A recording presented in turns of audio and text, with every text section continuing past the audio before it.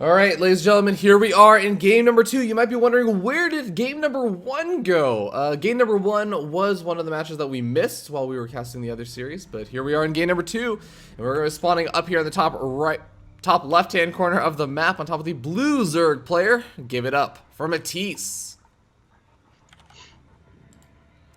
The top right as the red Zerg, he is Hydra. Look, Graham's not here right now. I don't need people to give me shit. Okay, buddy. I'm just prepping you. Like, the shit that I give you is nothing compared to Rifkin, so... Oh, I know, can't handle that. I feel like the shit that you give me is like, you give me a smirk because we both are just thinking like, wow, Graham would have given me so much shit for that. Yeah, I'm nice, comparatively. Well, yeah, I guess Rifkin might have given up on the whole him streaming too thing, which kind of sucks. Yeah. It was going to be an experiment, basically, but I guess we'll try it at another date. I'm not sure if he's planning on joining us for the finals. I know he mentioned it or something last night, but as far as you guys are concerned, it's just me and Fear Dragon, so deal with it.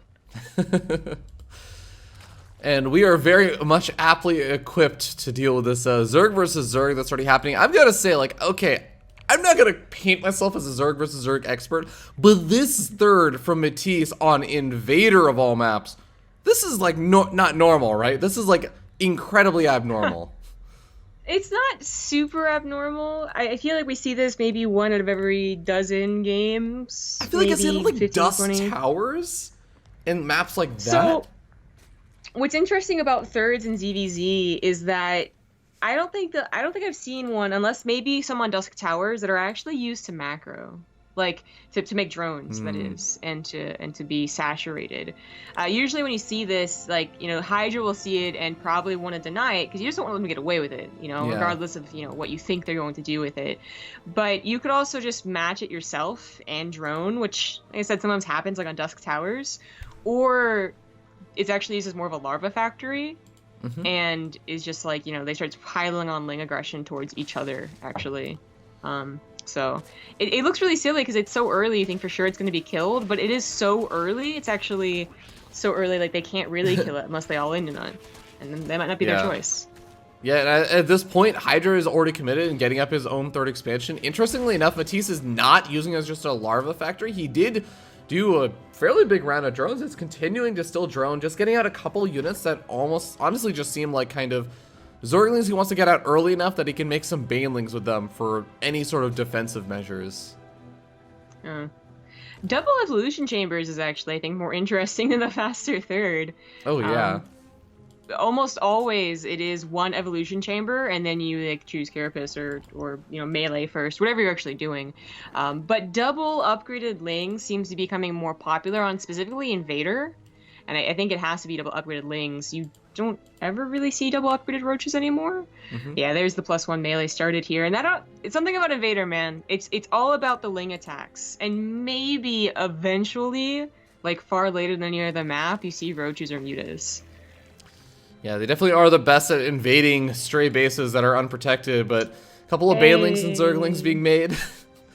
Hydra gonna make his way across the map, and he does have, I think, a bit of an army supply lead. Okay, I guess it's actually not that big of a lead. It's with a lot of Zerglings coming out from Matiz. I actually think that he's gonna have pretty big army supply to deal with this. Yeah, should be fine. Now, what's really tricky is, Hydra, I mean, this is aggression that leads to macro, right? Which is the hallmark of ZvZ. It's, you know, hopefully the person doesn't over-defend and lose out on the actual economy game. But by transferring over to not just more drones, but also roaches and teching, Hydra is setting himself up for what could be a very devastating counterattack, because Matiz is going to have a counterattack with upgrades, eventually. And that could be very dangerous. Yeah, the dangerous Banling war is still going on, and it looks like Hydra may have found an opportunity to run over to the main base in the natural with some of these Zerglings, at least get a scout out, and he is going to see the double evolution chamber. Yeah, he did see it. Okay, alright. So that's gonna, I mean, that at least alerts him, like, he doesn't have to stop making Lings, and in fact, you know, that actually be a problem. Okay, going for the spine pull is kind of bold. But right, like if you are going to go for the lings, you know you're gonna have to have more banlings, you know, to actually take into account the upgrades being into effect, and you're gonna have to make roaches and have them actually like in really good positioning instead of just out willy-nilly because you have like 10 of them. Because double upgraded lings will tear down roaches.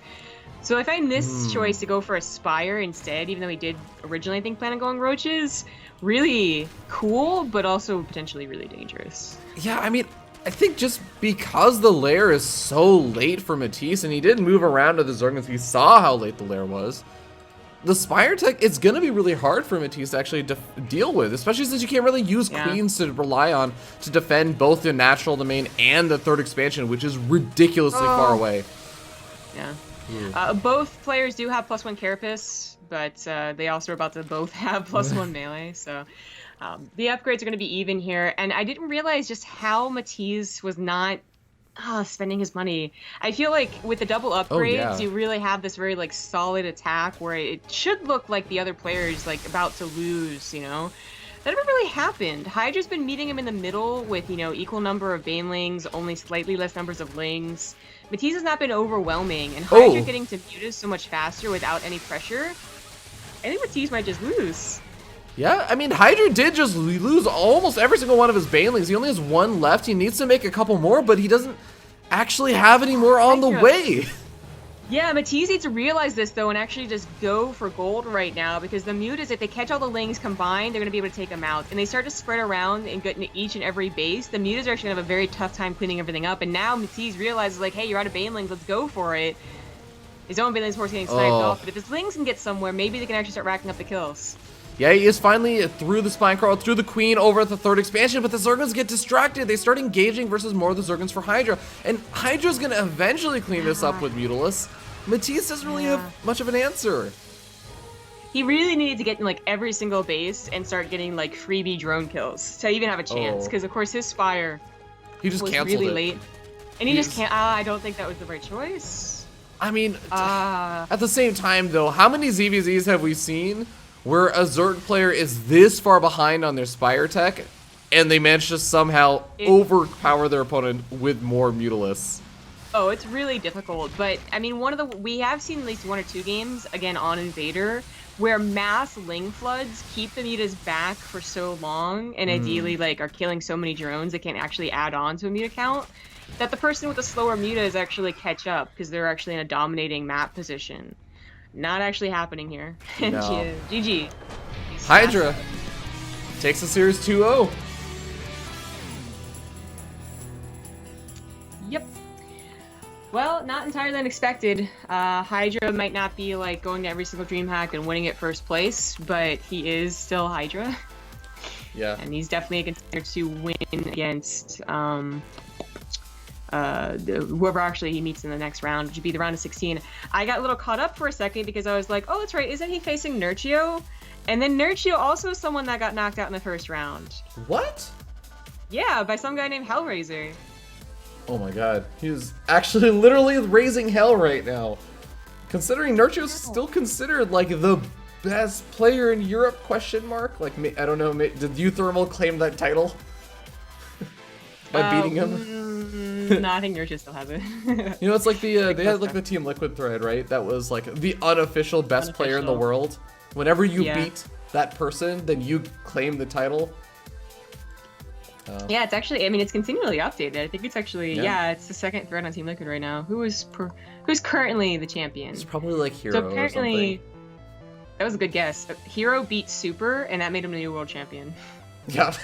Hero is just, like, I actually occasionally check that thread, and he's just, like, constantly one of the world champions. But I think we're going to hop to a short little break while we figure out what the next map is going to be.